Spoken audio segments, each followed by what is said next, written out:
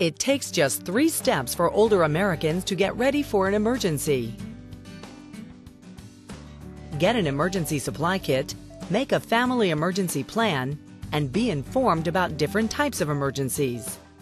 To get started, go to ready.gov to get a list of everything your emergency kit should contain.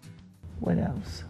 The first aid kit, we have that. We have a brand new first aid kit. Okay. And I think it has all of these items in it. There are some basic items every person needs, regardless of age. The first thing they said that we should have in our basic emergency supply kit is water. And since there are 3 of us, we'll need at least 3 gallons per person. Okay. But older Americans also need to include the special supplies they rely on for their health and safety. Older Americans think about things that they will absolutely need for 3 days. Medications, special prescriptions, and eyeglasses. It's always good to have an extra set of eyeglasses for this kit.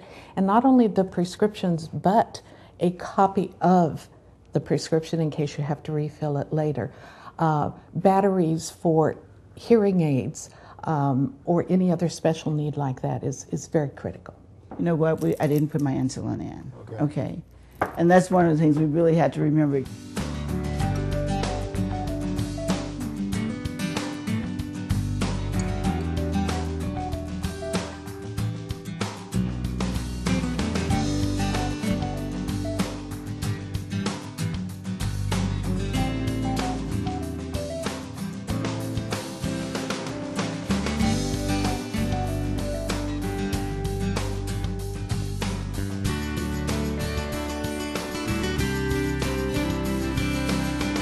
The other thing is that we're going to put this blanket in here, and we can get some more later.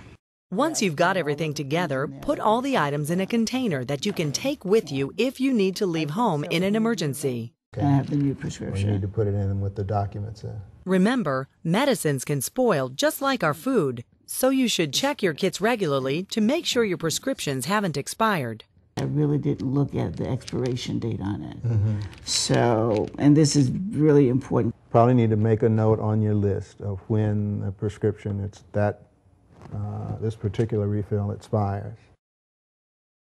That we're going to keep a copy of in our kit, and then we're going to share this information with people we think need to know this. All right. Okay, so our out-of-town contact name.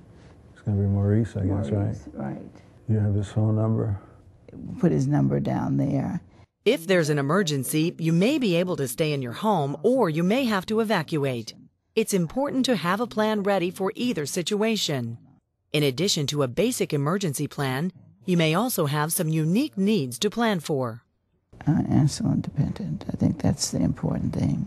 And also I'll put down my medic alert information on here.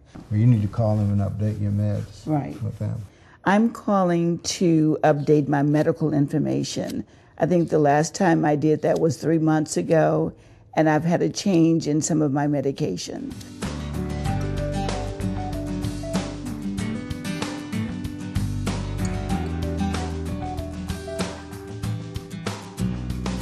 So, you know, one of the things that we didn't talk about was if I couldn't administer my insulin, who would do it, and would they know how to do it? So, Create a personal support network if you'll need special assistance during an emergency.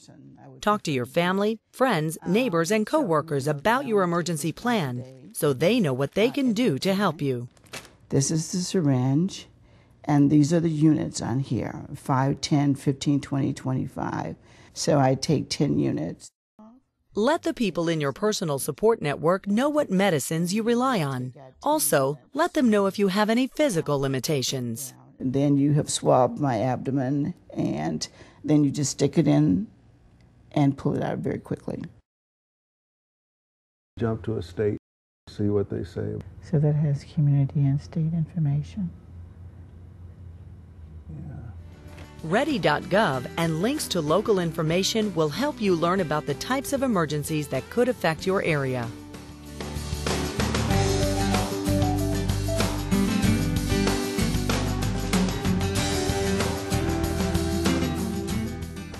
The information will help you know what to do in case of any emergency, natural or man-made. Be prepared to adapt the information to your personal circumstances. You'll find everything you need to prepare yourself and your family for an emergency at ready.gov. It's as simple as 1, 2, 3.